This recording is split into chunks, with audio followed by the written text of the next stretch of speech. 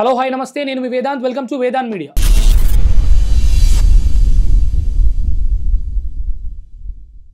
పవిత్ర జయరామ్ చంద్రకాంత్, నువ్వు చెప్పు అసలు వీళ్ళిద్దరి విషయం పైన ఎవరిది తప్పు? పవిత్ర జయరామ్దే తప్పు. చంద్రకాంత్ ఏ విధంగా తప్పు నువ్వు అంటున్నావు? నువ్వు 11 years లవ్ చేసినావు, తన ఇంట్లో ఒప్పించి పెళ్లి చేసుకున్నావు. పెళ్లి చేసుకున్నావు, నువ్వు తనకు కూడా విలువ ఇవ్వాలి కదా. ఎవరో ఒక అమ్మాయి నీకు ఛాన్స్ ఇస్తా, ఆమెకి ఎట్లా వెళ్ళిపోతావు? వాళ్ళు ఫ్రెండ్స్, మాకు అసలు ఎలాంటి అభ్యంతరం లేదంటున్నారు. ఫ్రెండ్స్ అని ఎట్లా అనుకుంటావు? చిన్నపిల్లలు కాదు కదా. షార్ట్ వీడియోలు అవన్నీ చూస్తే ఫ్రెండ్ లాగా అనిపిస్తున్నాడా?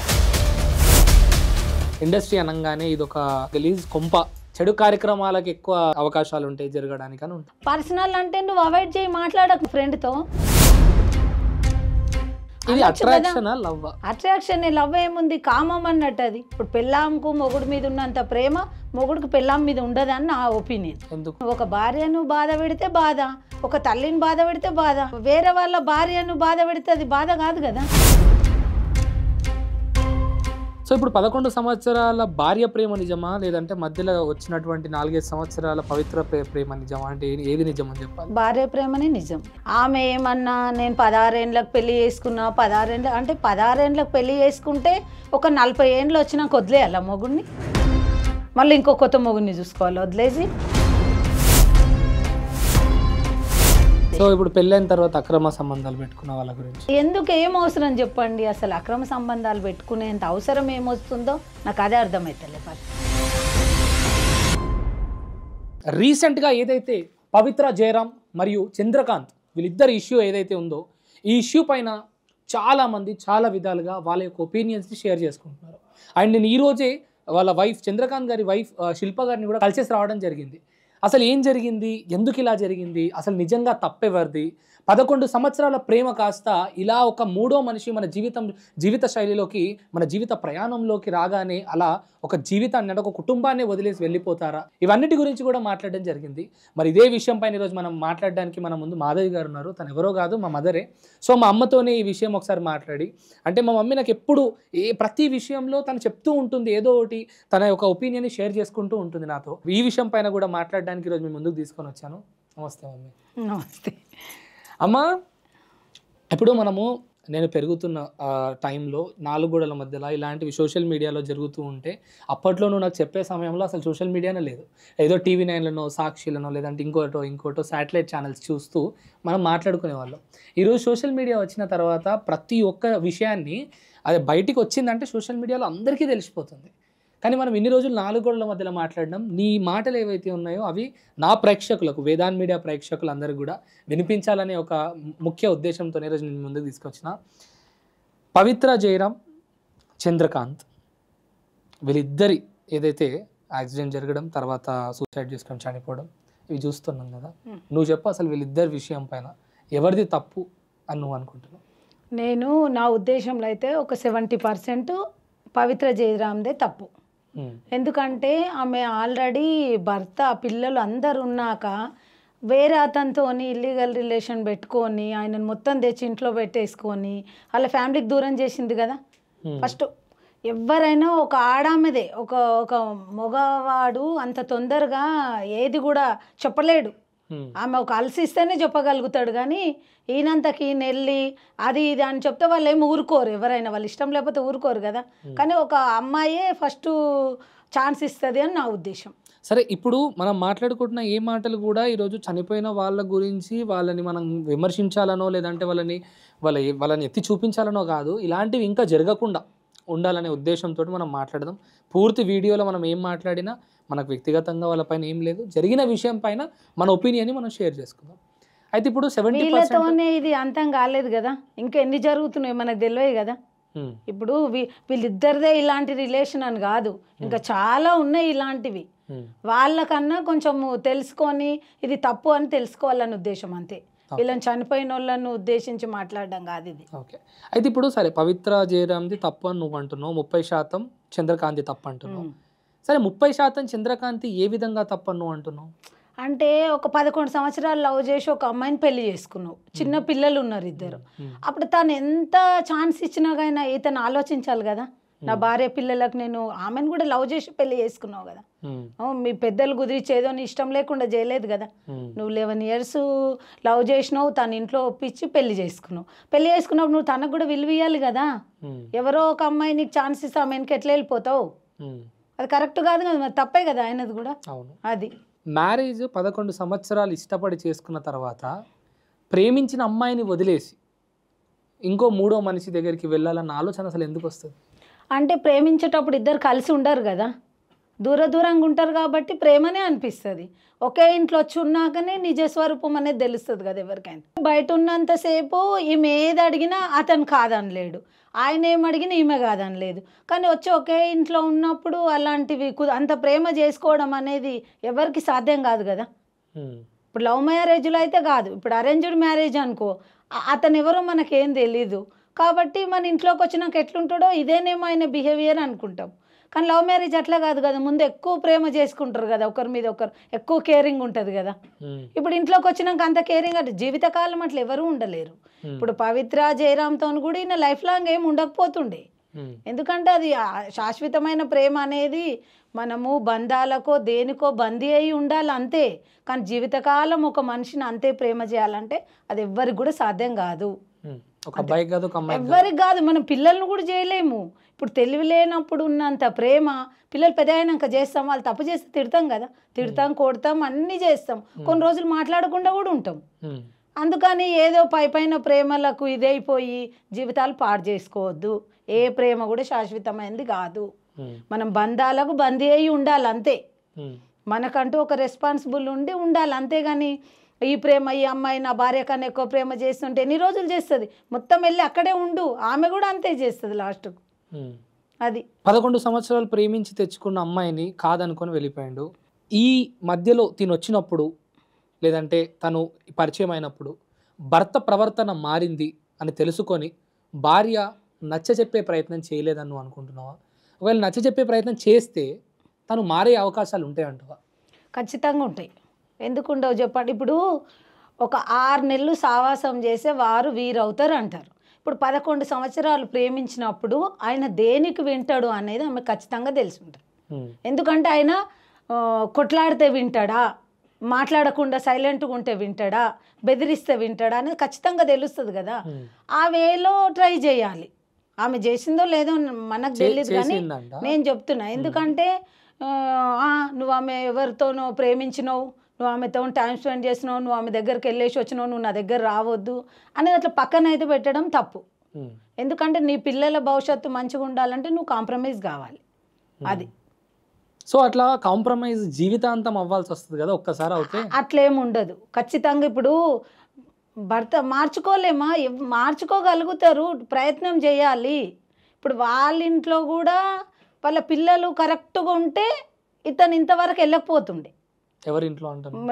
పవిత్ర జయరాం వాళ్ళ ఇంట్లో. అంటే వాళ్ళ పిల్లల గురించి టాపిక్ వచ్చిందని మాట్లాడితే వాళ్ళ పిల్లలు అంటే ఇప్పుడు పవిత్ర జయరాం గారి మిస్టేక్ ఏంటి అని అంటే నువ్వు ఏం చెప్తున్నావు? భర్తను వదిలేయడం, రావడం, ఇంకో బాధ్యత ఉన్నటువంటి ఒక మనిషిని పౌరుణ్ణి తీసుకొని మళ్ళీ ఏమంటారు అక్రమ సంబంధం పెట్టుకోవడం తప్పు అంటున్నావు. మరి వాళ్ళ పిల్లలు ఎవరైతే ఉంటారో మరి వాళ్ళ పిల్లలు కూడా ఎప్పుడు కూడా నచ్చ చెప్పి ప్రయత్నం చేయలేదు, వాళ్ళు ఫ్రెండ్స్, మాకు అసలు ఎలాంటి అభ్యంతరం లేదంటున్నారు. దానిపైన నీ ఒపీనియన్? ఫ్రెండ్స్ అని ఎట్లా అనుకుంటావు? చిన్నపిల్లలు కాదు కదా. ఇప్పుడు చంద్రకాంత్ వాళ్ళ పిల్లలు ఫ్రెండ్స్ అనుకుంటే ఒక అర్థం ఉంది, కానీ 21 years బాబు ఫ్రెండ్స్ అని ఎట్లా అనుకుంటాడు? మొత్తం వచ్చి మీ ఇంట్లోనే ఉంటున్నాడు. షార్ట్ వీడియోలు అవన్నీ చూస్తే ఫ్రెండ్ లాగా అనిపిస్తున్నాడా? ఆ వీడియోలలో చూస్తుంటే ఫ్రెండ్ లాగా లేదు కదా. టాటో వేయించుకున్నాడు. ఇవన్నీ చూసినప్పుడు ఏ రిలేషనో తెలీదా పిల్లలకి? పిల్లలు ఖచ్చితంగా ఖండించాలి ఇలాంటి విషయాలు. ఏంటి ఇప్పుడు అబ్బాయి ఏమనుకుండో, నేను మా అమ్మకి ఇట్లా అడిగిన అనుకో, నువ్వు కూడా నాకు అవసరం లేదు వెళ్ళిపో అని అంటాడని అనుకున్నాడేమో. అట్లా అనుకున్నా వదిలేసి రావాలి. తల్లిని వదిలేసి వస్తే ఖచ్చితంగా వింటుంది ఆమె. ఎందుకంటే పిల్లల మాట ఖచ్చితంగా ఏ తల్లి అయినా వినాల్సిందే. ఎందుకంటే ఆమె చెప్తుంది కదా, నేను చదువుకోలేదు, నా పిల్లలు మంచిగా చదువుకోవాలని అంటుంది కదా. అంటే పిల్లల కోసమే నువ్వు భర్తను వదిలేసుకున్నావు కదా. అన్నప్పుడు ఇలాంటివి చేస్తే మాకు నచ్చుతలేదమ్మా, నువ్వు ఇట్లుంటే మాకు ఇష్టం లేదు అన్నప్పుడు మారుతుండే ఆమె. పిల్లలు కూడా చెప్పలేదేమో అనుకుంటున్నాను నేను. ఓకే, ఇప్పుడు ఈ అబ్బాయి వాళ్ళ తల్లిదండ్రుల విషయానికి వస్తే వాళ్ళ తల్లిదండ్రులు అయితే ఖండించారు. ఇలా చేయడం కరెక్ట్ కాదు. చంద్రకాంత్ వాళ్ళ తల్లిదండ్రులు ఖండించారు. తన దాదాపు ఒక 3-4 సంవత్సరాల నుంచి ఇంటి వైపు కానీ తల్లిదండ్రుల యొక్క బాధ్యత వైపు కానీ చూడలేదు. ఈ విషయం మన క్లారిటీగా అర్థమవుతుంది. కానీ ఈ తల్లిదండ్రులు ఏం చేస్తే బాగుండేదని మీరు అనుకుంటున్నారు? ఏం చేస్తే నిజంగా ఆ కొడుకు మారతాడని మీరు అనుకుంటున్నారు? అంటే కొడుకు ఎట్లా వింటాడు అనేది ఒక తల్లికి తెలుస్తుంది ఖచ్చితంగా, తెలియకుండా అయితే ఉండదు. ఎందుకంటే మనం కని పెంచినప్పుడు వాడు బెదిరిస్తే వింటాడా, తిడితే వింటాడా, లేకపోతే నేను బాధపడితే వింటాడా, మాట్లాడకపోతే తెలుస్తుంది ఎవరికైనా. ఇప్పుడు ఇంకా ఆమెకొకటి ఏంటంటే మనము ఆమెకొకటి దండం పెట్టొచ్చు ఆమెకు, ఎందుకంటే కోడలికి సపోర్ట్ చేసింది కాబట్టి. ఇప్పుడు కొడుకు చేసేది తప్పని ఇప్పుడు ఎట్లా ఉన్నారంటే కొడుకు ఒక అమ్మాయిని ఇష్టపడితే కోడల్ని పక్కన పెట్టి ఇంకో పెళ్ళిళ్ళు చేసే వాళ్ళు కూడా ఉన్నారు. మనకు తెలిసిన వాళ్ళు ఎంతో మంది ఉన్నారు. కొడుకు ఇష్టపడ్డాడని కోడల్ని పక్కన పెట్టి ఇంకో పెళ్లి చేసిన వాళ్ళు కూడా. కానీ ఈమె వద్దురా అని చెప్పిందంటే ఆ తల్లికి మనం దండం పెట్టచ్చు. ఈ విషయంలో మాత్రం చంద్రకాంతి వాళ్ళ తప్పుని తప్పుగా ఖండించింది కాబట్టి. ఓకే. సో ఇప్పుడు మనం మాట్లాడుకుంటే ఇలా చేసే వాళ్ళు కూడా ఉన్నారు అంటున్నావు కదా, అంటే అలా చేసే వాళ్ళకి ఏం చెప్పాలనుకుంటున్నావు? నిజంగా తల్లిదండ్రులు కోడల్ని పక్కన పెట్టి కొడుకుకు సపోర్ట్ చేసి అక్రమ సంబంధాలను సపోర్ట్ చేసే తల్లిదండ్రులకి ఏం చెప్పాలనుకుంటున్నా అంటే అది వాళ్ళ వరకు వాళ్ళ కూతురు వరకు వస్తే అర్థమవుతుంది. వాళ్ళకు కొడుకుది అర్థం కాదు వాళ్ళకు. ఇప్పుడు వాళ్ళకు అల్లుడు కూడా ఒక పెళ్లి చేసుకుంటే ఆ బాధ అర్థమవుతుంది, ఆమె భర్త కూడా ఇంకో పెళ్లి చేసుకుంటే అర్థమవుతుంది, కోడలిది అర్థం కాదు. కానీ ఎందుకు కోడల్ని అట్లా శత్రువులాగా చూస్తుండ్రో అది అర్థమవుతలే నాకు. చూడొద్దు కదా అట్లా. ఎవరినో ఒకరిని పెళ్లి చేసుకోవాలి, కాపురం చేయాలి. ఇక వచ్చిన కోడల్ని శత్రువులాగా చూసి ఇంకొక ఆమె వెనుక పోతుంటే పోరా అని చెప్పడం ఎంతవరకు కరెక్ట్? అది తప్పు అని చెప్తున్నా నేను. చెయ్యొద్దు అట్లా ఎవ్వరు కూడా. ఏది ఇప్పుడు తాగినా, భార్యను కొట్టినా, మందు తాగినా, వేరే అమ్మాయిలతో పెట్టుకున్నా తల్లి ఖచ్చితంగా ఖండించాలి, తల్లిదండ్రులు ఖండించాలి. అన్నదమ్ములు ఉంటే వాళ్ళు కూడా, అక్క చెల్లెన్లు కూడా చాలా వరకు చూస్తున్నాను అక్క చెల్లెన్లు ఎంకరేజ్ చేస్తారు. చెయ్యొద్దు, తప్పది. నీ ఫ్యామిలీ వరకు వస్తే కానీ అర్థం కదా మీకు. చెయ్యొద్దు. ఎవ్వరు అక్క చెల్లెన్లైనా, అన్న తమ్ములైనా, తల్లిదండ్రి అయినా ఇలాంటి విషయాలలో అందరూ ఖండిస్తేనే మారుతారు జనాలు. ఇట్లనే సపోర్ట్ చేసుకుంటూ పోతే మారరు. ఇప్పుడు ఇండస్ట్రీ అనగానే అందరికి కూడా ఒక చెడు ఒపీనియన్ ఉంది.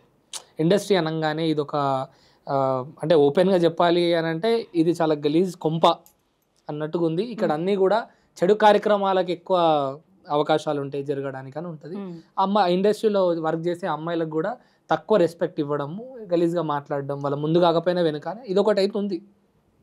అంటే మంచి ఏరియాస్లో లేకపోయినా ఒక మధ్యతరగతి కుటుంబాల నుంచి తక్కువ కుటుంబం, అంటే పేదరిక కుటుంబాలు ఏవైతే ఉంటాయో ఆ కుటుంబాల వరకు, ఆర్థికంగా తక్కువ ఉన్నటువంటి కుటుంబాలకైతే ఈ ముఖ్యంగా ఈ సీరియల్స్ పైన, సినిమా మీద, ఇండస్ట్రీ మీద చెడు ఒపీనియన్ ఉంది. సో మీరేమంటారు? ఆ ఇండస్ట్రీ ఏదైతే ఉంటుందో వాళ్ళు ఇలాంటి కార్యక్రమాలను ఎంకరేజ్ చేయడం కరెక్టేనా? ఎంకరేజ్ అంటే వాళ్ళు ఏదో చేసుకోమనేది చెప్పరు, కానీ చేసినప్పుడు ఖండిస్తలేరు. ఖండించాలి. ఇప్పుడు ఏదో ఛానల్లో చర్చ జరిగింది నిన్న చూసిన నేను. వాళ్ళు కూడా ఏమంటుండ్రు, సాయి చంద్ వాళ్ళ ఫ్రెండ్ అంటారు, ఏమంటుండంటే ఆయన మీరు అడగాల్సింది కదా అని యాంకర్ క్వశ్చన్ చేస్తే, అడిగితే నా పర్సనల్ అంటారు కదా అని చెప్తున్నాడు అతను. పర్సనల్ అంటే నువ్వు అవాయిడ్ చేయి, మాట్లాడకు నీ ఫ్రెండ్తో. నువ్వు చేసే పద్ధతి నాకు, నీ బిహేవియర్ నాకు నచ్చట్లేదు అని నేను మాట్లాడినాను చెప్పు. అందరు అవాయిడ్ చేసినప్పుడు ఎవడైనా మార్చుకోవాల్సిందే కదా. మీరు అలాంటి వాళ్ళకే ఛాన్సులు ఇచ్చి, అవును ఇట్లాంటి ఇవి జరుగుతున్నాయి అంటే సీరియల్లో ఉన్న తీసేయాలి. మీ ఇన్కమ్ కోసము ఇలాంటి వాళ్ళని ప్రోత్సహించడం కరెక్ట్ కాదు కదా. ఓకే, ఇండస్ట్రీలో ఇలాంటివి జరిగితే అక్కడ నుంచి పూర్తి స్థాయిలో వాళ్ళని అవకాశాలు ఇవ్వకుండా చూసుకోవాలి. అంటే ఇది ఖచ్చితంగా ఫిలిం సంబంధించినటువంటి ఆ ఫిలిం కౌన్సిల్ మెంబర్స్ ఎవరైతే ఉంటారో వాళ్ళు దీన్ని దృష్టి పెడితే, డైరెక్టరా ఇది ఉంది వీళ్ళకి ఇదేదో నడుస్తుంది అన్నప్పుడు ఫస్ట్ టైం వార్నింగ్ చేయడం, సెకండ్ టైం, థర్డ్ టైం కి వెళ్ళి అంటే ఒక 2 ఛాన్సులు ఇచ్చి తీసేయాలి. ఫ్రెండ్స్ అందరు అవాయిడ్ చేయాలి వాళ్ళను. ఏ ఫంక్షన్స్ కానీ దేనికి పిలవద్దు, అసలు మాట్లాడొద్దు. సెట్లో కూడా ఎవడైనా మాట్లాడు అప్పుడు. ఎందుకంటే నాకు ఈ మొక్కతే ముఖ్యం కాదు కదా, నా ఫ్రెండ్స్, నా ఫ్యామిలీ ఒక ఆలోచన వస్తుంది. పక్కన వాళ్ళు అంతా ఎంకరేజ్ చేస్తే వాళ్ళు ఫ్యామిలీని పట్టించుకోరు. అప్పుడు ఆల్రెడీ పెళ్ళి అయిందంటే పెళ్ళామంటే విరక్తే ఉంటుంది ఎవరికైనా. ఇప్పుడు పెళ్ళాంకు మొగుడు మీద ఉన్నంత ప్రేమ మొగుడికి పెళ్ళాం మీద ఉండదని నా ఒపీనియన్. ఎందుకు? అంతే కదా, అన్నీ అడుగుతుంది కదా. తాగినా అడుగుతుంది, తిరిగినా అడుగుతుంది, ఏదానికైనా అడుగుతుంది భార్య అన్నప్పుడు. నచ్చవు వాళ్ళకు, నచ్చవు. అది నువ్వు ఎక్కడన్నా తిరుగు, రోజు నువ్వు తాగు, అమ్మాయిలు వెనుక తిరుగు అంటే నచ్చుతుంది. కానీ ఏ పెళ్ళాం చెప్పదు కదా అట్లా. పెళ్ళాం చెప్పదు, తల్లి చెప్పదు. అది ఇప్పుడు ఈ ఈ ఇద్దరి కాన్సెప్ట్లో చూస్తే ఇప్పుడు లవ్ మ్యారేజ్ గురించి టాపిక్ వచ్చింది కాబట్టి 11 సంవత్సరాలు ప్రేమించి పెళ్లి చేసుకొని ఒక మూడో మనిషి జీవితంలోకి రాగానే 11 సంవత్సరాల ప్రేమ మాయమైపోయింది, కన్న తల్లి మాయమైపోయింది, కన్న తండ్రి మాయమైపోయింది, అందరినీ వదిలేసి తన జీవితం తను చూసుకునే ప్రయాణంలో ఈ యొక్క సంఘటన బయటపడ్డది. ఇట్లా జరిగింది. కర్మ సిద్ధాంతాన్ని నమ్మితే జరిగిన తప్పుకి ఆడదాని ఉసురు పడొద్దని ఇవన్నీ అంటారు కదా, అవి నిజంగానే ఉంటాయి? నిజంగా ఉంటాయి, ఖచ్చితంగా ఉంటాయి, 100% ఉంటాయి అవి. ఎందుకంటే ఆ ఉసురుతోనే ఇప్పుడు ఇట్లా జరిగింది. ఇప్పుడు ఆమె ఎంత బాధ, ఇప్పుడు 11 సంవత్సరాలు ప్రేమించిందంటే ఆమెకు 24 అవర్స్ ఫోన్లోనే మాట్లాడుకుంటూ అన్నీ, ఇప్పుడు ఆమెకి ఏం చేసిండు అన్నీ ఈమెకు అవే చేసిండు కాబట్టి ఆమె ఎంత బాధపడుతుంది. ఆ ముసురు అయితే ఊకే పోదు కదా. ఆ పిల్లలు కూడా డాడీ అని అడుగుతారు కదా. ఇంకా తెలివి ఉన్న వాళ్ళు అంటేనేమో కొంచెం పెద్ద పిల్లలు అంటేనేమో మా డాడీ షూటింగ్కి వెళ్ళిన, తెలివి లేని పిల్లలు అయితే డాడీ మమ్మీ అని అడుగుతారు కదా. ఇప్పుడు ఆ పిల్లలు కూడా ఇంకా వస్తలేడని వెయిట్ చేస్తారు కదా. అదంతా ఉసురే కదా. ఇప్పుడు ఈమె ఎక్కడ వెళ్ళనీయకుండా ఈమె ఇంట్లో పెట్టుకుంది అంటే వాళ్ళందరూ ఉసురు ఖచ్చితంగా తగులుతుంది. అది నేను నమ్ముతాను, తగులుతుంది అని. కర్మ సిద్ధాంతాన్ని నమ్ముతాను నేను. బాధపడితే మళ్ళీ తిరిగి వస్తుంది. మనం ఎవరి వల్ల మనం బాధపడతామో వాళ్ళకి ఖచ్చితంగా ఒక రోజు ఏదో చెడు జరుగుతుంది. ఎవరినన్నా మనం బాధ పెడితే కూడా జరుగుతుంది. ఆ బాధలో న్యాయం ఉండాలి కదా. ఇప్పుడు నువ్వు ఒక భార్యను బాధ పెడితే బాధ, ఒక తల్లిని బాధ పెడితే బాధ, ఎవరో వేరే వాళ్ళ భార్యను బాధ పెడితే అది బాధ కాదు కదా. అంతే కదా. పవిత్ర గారు ఒకవేళ అక్కడ బాధపడి ఉంటే వద్దని అప్పుడే నెగ్లెక్ట్ చేసి చెయ్యాలి, పెట్టుకోవద్దు. అట్లా ఎట్లా పెట్టుకుంటావమ్మా నువ్వు చెప్పు. ఆల్రెడీ భార్య ఉంది, 2 పిల్లలు.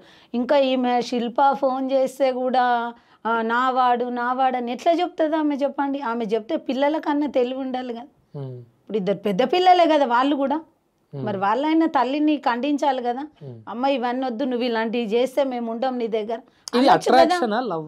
అట్రాక్షన్, లవ్ ఏముంది, కామం అన్నట్టు. అది లవ్ అని ఎట్లా అంటావు? లవ్ అనేది ఫిజికల్గా కలవకుండా నువ్వు వాళ్ళ క్షేమ సమాచారాలు చూసుకుంటూ వాళ్ళకి ఏం కావాలని అది చెయ్యి. అది లవ్ అంటే నేను కూడా నమ్ముతా.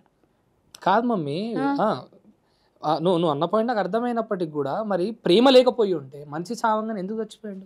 ఈగో. ఇప్పుడు అక్కడ ఆమె చనిపోయింది, ఇప్పుడు వెళ్ళాలంటే భార్య దగ్గరికి వెళ్ళాలి. ఇన్ని రోజులు పక్కన పెట్టిన ఆమె దగ్గరికి వెళ్తే గలీజ్ ఉంటుంది కదా.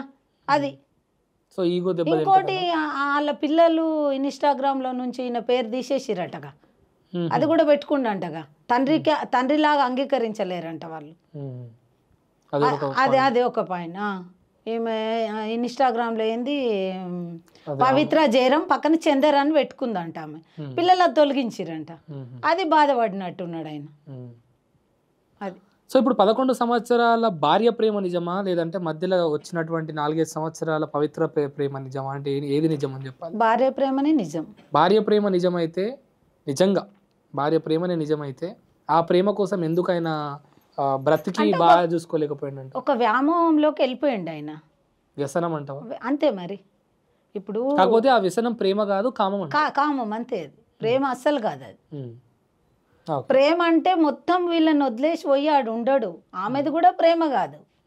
ఆమె స్వార్థానికో దేనికో ఆమె అవసరాలకు ఒక మనిషి కావాలి కాబట్టి వాడుకుందాం ఆమె, అంతే.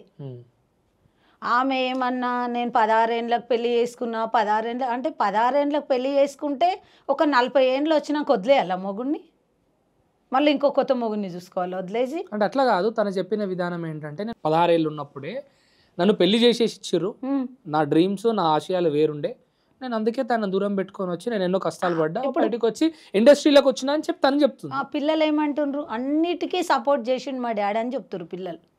ఇంటర్వ్యూలలో చెప్తారు కదా, ఆమె పిల్లలే కదా. మా డాడీ అన్నిటికీ సపోర్ట్ చేసిండ్రు, మా మమ్మీ డాడీ విడిపోలేరు, కలిసే ఉన్నారని చెప్తున్నారు పిల్లలు. మరి తన భర్త ఎప్పుడు ఖండించలేదు, అడగలేదు? ఏమో మరి, ఆయనకు తెలుగు రాదు, ఇక్కడ ఏం చేసేది ఆయనకు తెలియలేదేమో. ఆయన మామూలుగా ఇంటర్వ్యూలో కూడా వాళ్ళ పాప చెప్తుంది, ఇక్కడ యాంకర్ అడిగిన క్వశ్చన్ అవి వాళ్ళ పాపనే చెప్తుంది, ఆయనకు తెలుగు వచ్చేటట్టు లేదు. ఆయన మొత్తము అమాయకుంలాగా ఉన్నాడు. సరే, ఇందాక ప్రేమ అనే విషయానికి ఆగిపోయినాము. సో ఇప్పుడు ప్రస్తుతం ప్రేమించే వాళ్ళు ఎవరైతే ఉన్నారో, అంటే ప్రేమ మైకంలో ఉండి వాళ్ళ జీవితాలను కూడా పక్కన పెట్టుకొని బాయ్ ఫ్రెండ్ కానీ గర్ల్ ఫ్రెండ్ కానీ ఇంకా వీళ్ళే జీవితం అని, వీళ్ళే సర్వం అని, తల్లిదండ్రులకు దూరం వెళ్ళిపోయి ఇవన్నీ చేస్తున్న వాళ్ళకు నీ సజెషన్ ఏంటి మా ఛానల్ తరఫున? నేను చెప్పేది అయితే తల్లిదండ్రుల మాట వినండి. తల్లిదండ్రులు ఎప్పుడు కానీ ఇంత పెద్ద పెంచి పిల్లలు పాడు కావాలని ఎవ్వరు అనుకోరు. ఏదో 4 రోజుల వ్యామోహం కోసం తల్లిదండ్రిని వదిలేసి పోయి వాళ్ళు కూడా ప్రశాంతంగా ఉండలేరు. అంటే మరి ఇప్పుడు కొంతమంది తల్లిదండ్రులు కులం మతం చూసి వద్దనే వాళ్ళు ఉన్నారు కదా, సరే కన్విన్స్ చేయండి. మీరు నిజమైన ప్రేమ అయితే కన్విన్స్ చేయండి తల్లిదండ్రిని, కన్విన్స్ చేసి చేసుకోండి. ఆమె మీద కొంతమంది ఒప్పుకోరు కదా, ఎంత చెప్పినా ఒప్పుకున్నప్పుడు వదిలేసేయండి. తల్లిదండ్రికి ఆ మాత్రం ఇప్పుడు తల్లి తండ్రి లేకపోతే మీరు ఎక్కడున్నారు, లేరు కదా. ఆ మాత్రం వదిలేయలేరా తల్లిదండ్రి కోసము? కులము మతం వాళ్ళు మీ మంచిగా కోరుకుంటారు కదా. అంటే కులం మతం కోసం ప్రేమని అంగీకరించకపోవడం మాత్రం కరెక్ట్ కాదు కదా. కరెక్ట్ కాదు. ఇప్పుడు కులము మతం అనేది చూడొద్దు. ఎందుకంటే ఇప్పుడు లేరు కూడా ఎవరు. నీ కోడలు కూడా నీ కులం కాదు. అది నా కొడుకు కూడా లవ్ మ్యారేజే కాబట్టి నాకు అలాంటి అన్న అనుకుంటారే లేవు. నువ్వు మీ అన్న నువ్వు కాదు. సో ఓకే, సో తనకు కూడా లవ్ మ్యారేజ్ ఏమంటారు, నీ క్యాస్ట్ని తీసుకొని రాలేదు, తన లవ్ని అంగీకరించినావు, అన్నిటిని ఒప్పుకొని పెళ్లి చేసినావు, అదే అంటున్నా. మరి లవ్ని సరే నీలాగా అందరూ ఎవరైనా తల్లిదండ్రులకి ఏం చెప్తావు అంటున్నా. ఇప్పుడు పిల్లలను కని పెంచి వాళ్ళు కష్టపడి చదివించి వాళ్ళు సుఖంగా ఉండడానికే కదా మనం ఏది చేసినా. అలాంటప్పుడు ఇప్పుడు ఆ అమ్మాయితోనే నాకు సుఖం ఉందంటే మీరు కూడా ఒప్పుకోండి, ఎందుకు వద్దంటారు? ఇప్పుడు అంతే కదా. ఇప్పుడు అమ్మాయి అయినా అబ్బాయి అయినా నేను అదే అబ్బాయిని చేసుకుంటా అంటే చేయండి. మీరు చెయ్యకనే వాళ్ళ జీవితాలు పాడైపోతున్నాయి. ఎందుకంటే మీరు చెయ్యరు, వాళ్ళు బయట పోయి చేసుకుంటారు. వాళ్ళకి అడిగే వాళ్ళు ఉండరు, చెప్పే వాళ్ళు ఉండరు. ఇష్టం వచ్చినట్టు చేసుకొని సంసారాలు ఖరాబ్ చేసుకొని ఒకరు సూసైడ్ చేసుకుంటున్నారు, ఒకరు జైలుకో ఇంటికో వస్తున్నారు. మనం ఎన్నుకుంటే అలాంటివి జరగవు కదా. ఇప్పుడు మనమే అన్ని విధాలు మంచి చెడు చూసుకొని వాళ్ళ ఇప్పుడు అందరూ తల్లిదండ్రి సంపాదించి పెట్టాలని కొడుకులు కూడా సంపాదిస్తుంటారు, తల్లిదండ్రి ఖాళీగా ఉంటారు. కనీసం వాళ్ళకి సపోర్ట్గా ఉండండి, ఉండి మంచి చెడు చెప్పండి, అంతే కదా. సో ఫైనల్గా ఈ పవిత్ర జయరాం కానీ లేకపోతే ఈ ఇష్యూ అంతా కూడా ఫస్ట్ డే నుంచి నువ్వు ఫాలో అవుతున్నావు కాబట్టి ఇదంతా చూసిన తర్వాత సమాజానికి ఏదన్నా ఇలాంటివి అంటే అక్రమ సంబంధాలు పెట్టుకున్న వారికి కానీ లేకపోతే ఇలా లవ్ మ్యారేజ్ చేసుకొని ప్రాబ్లమ్స్లో ఉండి భర్తతో సంతోషం లేదని భార్యతో సంతోషం లేదని దూరంగా ఉండే వాళ్ళకి కానీ తల్లిదండ్రులను వదిలేసి ఇక్కడ భర్త వదిలేసి ఆడవారు సింగిల్గా బ్రతుకుతున్న వాళ్ళకి కానీ మీరు చెప్పేటువంటి సందేహం ఏమైనా ఉంటాయి? ఇప్పుడు పిల్లలకు సింగిల్ పేరెంట్ ఉంటే అంత విలువ ఉండదు కాబట్టి కొన్నిటి కాంప్రమైజ్ అయితే బెటర్ అని నా ఉద్దేశం. వినలేడు అంటే వినేటట్టు, ఇప్పుడు ఒక భార్య వినలేదు అంటే కూడా వినడానికి ట్రై చేయండి. మీ సాయశక్తులు ట్రై చేసి విననప్పుడు వదిలేయండి. మీరు ఈజీగా ఒక మాటతో వదిలేయడం కరెక్ట్ కాదు కదా. ఒక భర్తనైనా ఒక భార్యనైనా ట్రై ఫస్ట్ ప్రయత్నం చేయాలి. కాలేదు అన్నప్పుడు ఆలోచించాలి అప్పుడు. కానీ పిల్లల కోసం అన్నా కాంప్రమైజ్ అయితే బెటర్ అని నా ఉద్దేశం. ఎవరైనా తల్లి అయినా తండ్రి అయినా. ఎందుకంటే పిల్లలను మనం కంటేనే వాళ్ళు భూమి మీదకి వచ్చారు. ఎవరైనా ఇప్పుడు మా అమ్మ నాన్న కంటేనే నేను వచ్చిన, నేను కంటేనే మీరు వచ్చారు. కానీ ఆలోచించాలి ఖచ్చితంగా.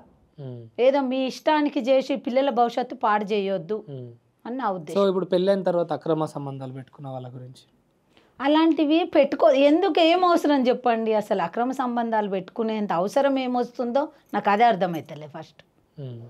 ఇప్పుడు కష్టపడాలని అనుకుంటే ఇలాంటివి అవసరమే లేదు. కష్టపడొద్దు, హాయిగా ఎంజాయ్ చేయాలనుకునే వాళ్ళకి ఇలాంటి పిచ్చి పనులు. కష్టపడాలనుకున్నప్పుడు నువ్వు ఏదో ఒక పని చేస్తే నీకు వేరే ఆలోచనలు ఎందుకు వస్తాయి? అంతే కదా. సో మా మమ్మీతోటి ఈరోజు ఒక చిన్న డిస్కషన్ పెడదాం దీనిపైన. తన ఒపీనియన్ తను షేర్ చేసుకోవాలని చెప్పడం జరిగింది. తను ఒకవేళ తెలిసి తెలియక ఏమైనా తప్పులు మాట్లాడితే మీరే చూడండి. నా ఇంటెన్షన్ ప్రకారం తను మాట్లాడిన దాంట్లో ఎలాంటి తప్పు లేదని నేను అనుకుంటున్నా. అండ్ అదేవిధంగా ఈ ఇద్దరి విషయం పైన నేను కూడా ఈరోజు వెళ్ళి చంద్రకాంత్ గారి వాళ్ళ వైఫ్ శిల్పక్కని కలిసేసి రావడం జరిగింది. నా తరపున నేను తనకు ఆర్థిక సహాయం కూడా చేశాను. మీరు కూడా తోచిన సహాయం చేయండి. వాళ్ళ పిల్లల యొక్క భవిష్యత్తు బాగుండాలి, దృష్టి అంతా కూడా పిల్లల పైన పెట్టండి, పిల్లల భవిష్యత్తు పైన పెట్టండి, వాళ్ళ కాళ్ళ మీద వాళ్ళు నిలబడేలా చూసుకోండి అని చెప్పి నేను నా వంతుగా తనకు ఆత్మధైర్యాన్ని కూడా నింపే ప్రయత్నం చేశాను. అండ్ ఓవరాల్ ఈ స్టోరీ అంతా కూడా విన్న తర్వాత నాకు అనిపిస్తుంది మా అమ్మగారు చెప్పినట్టే కొన్ని విషయాల్లో ఖచ్చితంగా పవిత్ర గారి మిస్టేక్ కూడా ఉంది. అండ్ అదేవిధంగా చంద్రకాంత్ గారి మిస్టేక్ ఎక్కడ ఉందంటే 11 సంవత్సరాలు ప్రేమించిన భార్యను కాదని, కన్న పేగు తెంచుకొని కన్నటువంటి తన తల్లిని కాదని, చిన్నప్పటి నుండి బాధ్యతలన్నీ కూడా బరువుగా మోస్తూ, బాధ్యతగా మోస్తూ, ప్రేమగా మోస్తూ, భుజాలపైన ఎత్తుకొని పెంచిన తన తండ్రిని కాదని, తోడబుట్టినోళ్ళను కాదని, అందరినీ వదిలేసి కేవలం నీ నేత్రానందం కోసమో, ఆ క్షణం యొక్క నీ ఆనందం కోసమో అందరినీ దూరం చేసుకొని నువ్వు అక్కడికి వెళ్ళిపోయినావు. ముఖ్యంగా నీ భార్యని, నీ ఇద్దరి పిల్లలను నువ్వు కన్నటువంటి ఇద్దరు పిల్లలను వదిలేసి నువ్వు ఇంకో మూడో మనిషి కోసం పోయి ఈరోజు సూసైడ్ చేసుకొని చనిపోయావు. ఈరోజు మీ వల్ల అంటే రెండు కుటుంబాలు ఇటు రెండు వర్గాలు కూడా బాధపడుతున్నాయి. కానీ ఎక్కువ బాధ ఎక్కడ ఉందంటే ఇక్కడే ఉంది. అక్కడేమో పిల్లలు పెద్దవాళ్ళు ఉన్నారు, పెద్ద దిక్కు తండ్రి ఉన్నాడు. ఇక్కడేమో పెద్ద దిక్కు కోల్పోయారు. పెద్ద దిక్కు తండ్రిగా చంద్రకాంత్ వెళ్ళిపోయాడు. తన భార్య ఏం చూసుకుంటుంది? ఆ ఇద్దరు పిల్లలు కూడా తెలివిలేని పిల్లలు ఉన్నారు, చిన్న పిల్లలు ఉన్నారు. సో ఆ పిల్లలను పెంచి పెద్ద చేసి బాధ్యతలన్నీ తల్లిదండ్రుల పాత్రనంతా కూడా ఒక తల్లి పోషిస్తూ ముందుకెళ్ళాలంటే నిజంగా చాలా క్లిష్టమైనటువంటి జీవిత శైలి ఉండబోతుంది తనకి. సో మన తరపున ఆర్థిక సహాయం ఏదన్నా కొంచెం చేస్తే తను ముందుకు కొంచెం అట్లీస్ట్ కొంచెం ముందుకెళ్ళగలుగుతుందనే ఉద్దేశంతో నేను ఆర్థిక సహాయం అనే టాపిక్ని తీసుకొని వచ్చిన. అండ్ ఓవరాల్గా ఇలా ఇద్దరి మిస్టేక్ కూడా ఉంది. కాకపోతే కొంచెం ఎక్కువ మిస్టేక్ పవిత్ర గారిదే ఉందని చెప్పాలి. ఎందుకంటే ఒక భార్య, ఇద్దరు పిల్లలు, ఒక భవిష్యత్తు బాధ్యత ఉన్నటువంటి కుటుంబంలోకి నిజంగా కూడా తన జీవితంలోకి తనను తీసుకోవడం, నువ్వు నా వాడివి అనడం, ప్రేమను చూపించడం, ఇవన్నీ కూడా తప్పే. ఖచ్చితంగా ఆలోచించుకోవాల్సిన అవసరం ఎంతైనా ఉంది. ఒకవేళ నిజంగా ఆ విషయంలో చంద్రకాంతే నువ్వు నాకు కావాలి అంటే ఖచ్చితంగా భార్యకు ఇన్ఫార్మ్ చేసి కంప్లైంట్ చేయాల్సినటువంటి బాధ్యత కూడా పవిత్ర గారు తీసుకునేది ఉండే. కాదని చెప్పి ఇద్దరు జీవితాలను, 2 జీవితాలు నాశనం అయిపోయినాయి, 2 కుటుంబాలు నాశనం అయిపోయినాయి. ఇప్పుడు రాబోయే ఇద్దరు పిల్లల జీవితాలు కూడా తండ్రి లేని జీవితాలు అయిపోయినాయి. చూడండి ఇంత దారుణం అయిపోయింది. అక్రమ సంబంధం అనేది ఇలాంటి దారుణాలకు పాల్పడుతుంది. అదేవిధంగా మనం నెక్స్ట్ కూడా మళ్ళీ మా మదర్ని కూర్చోబెడతా కొన్ని సంసారాల టాపిక్లు కొన్ని మాట్లాడాలి. అంటే తాగడం వల్ల ఏం జరుగుతుంది కుటుంబానికి, ఇవన్నీ టాపిక్స్ కూడా మాట్లాడాలి. అన్ని టాపిక్స్ మీద మా మదర్ తోటి నేను మాట్లాడడం జరుగుతుంది. అండ్ ఒక్కసారి మనము మన జీవితంలోకి నేను నిన్ను చూసుకుంటా అని మన జీవితంలోకి వచ్చి 3 ముళ్ళు కట్టిన తర్వాత ఖచ్చితంగా నీ ప్రతి క్షణం, నువ్వు వేసే ప్రతి అడుగులో, నువ్వు తాగినా, తిన్నా, బయటికి వెళ్ళినా, వచ్చినా, రాత్రులు బయటికి వెళ్ళినా, డ్రైవింగ్ చేసినా, ప్రతి క్షణం నీ పిల్లలు, నీ వైఫ్, నీ భార్య, వీళ్ళిద్దరి గురించి ఆలోచించాల్సిన అవసరం ఒక భర్తగా, ఒక మగవారిగా మీకు ఖచ్చితంగా ఉంది. ఒక మగవారిగా మీరు ఆలోచించుకోవాల్సిన బాధ్యత ఎంతైనా ఉంది. నువ్వు ఏమంటారు, హిందూ ధర్మం చూసుకోవచ్చు, క్రిస్టియన్ ధర్మం చూసుకోవచ్చు, లేదంటే ఇస్లామిక్, మీరు ముస్లిం వాళ్ళది కూడా చూడండి. ఎక్కడైనా ఖురాన్లో అయినా, బైబుల్లో అయినా, రామాయణంలో అయినా, మహాభారతంలో అయినా ప్రతి దగ్గర చెప్పేది ఒక భార్యకి రెస్పెక్ట్ ఇవ్వండి. మన హిందూ ధర్మంలో ఇంకెక్కువగా ఉంటుంది. భార్యకి రాముడు సీతమ్మ తల్లికి ఇచ్చినట్టు, శివుడు పార్వతీదేవికి ఇచ్చినట్టు, ఇలా భార్యకి ఎక్కువ రెస్పెక్ట్ ఇవ్వండి. ఏమంటారు, పిల్లలను చూసుకోండి, బాధ్యత వహించండి, ఇల్లు గెలిచి రచ్చ గెలవండి అంటుంటారు. సో నువ్వు ఎన్ని పని చేసినా, ఎంత సంపాదించినా, నీకు ఎంత హోదా ఉన్నా, నీ ఇంటిని నువ్వు వదలకుండా, నీ ఇంటి బాధ్యతలను వదలకుండా, నువ్వు పెళ్ళాం మాటిని తల్లిదండ్రులను కూడా వదలొద్దు, తల్లిదండ్రుల మాటిని భార్యను కూడా వదలొద్దు, అన్నీ కూడా అందరినీ కూడా ఏకం చేసుకొని బ్రతికే వాడే నిజంగా ఒక మగవాడిగా పరిపూర్ణత పొందుతాడు. నీ జీవితానికి అర్థం ఉంటుంది. ఇంత సంపాదించిన బయట ఇలాంటివి చేస్తే అర్థం లేని జీవితాలు అవుతాయి. అర్థం చేయలేని నీ వల్ల ఒక కుటుంబం నాశనం అవుతుంది. అందరూ కూడా ఆలోచించుకోవాల్సిన అవసరం ఎంతైనా ఉంది. మళ్ళీ కూడా చెప్తున్నా, నేను కానీ మా మమ్మీ కానీ ఒపీనియన్ అంతా చూసారు కదా, ఖచ్చితంగా ఒపీనియన్ని పాజిటివ్గా రిసీవ్ చేసుకునే ప్రయత్నం చేయండి. ఎవరిని వ్యక్తిగతంగా విమర్శించాలనే ఉద్దేశం కాదు, కేవలం ఒక టాపిక్ పైన మాట్లాడి మాకు తెలిసిన ఒపీనియన్ని పబ్లిక్లో పెడదామనే ఒక చిన్న ఇంటెన్షన్ మాత్రమే. Thank you. జై హింద్. మళ్ళీ మీ ముందుకు మళ్ళీ మా అమ్మతో వస్తా. Until then keep smiling.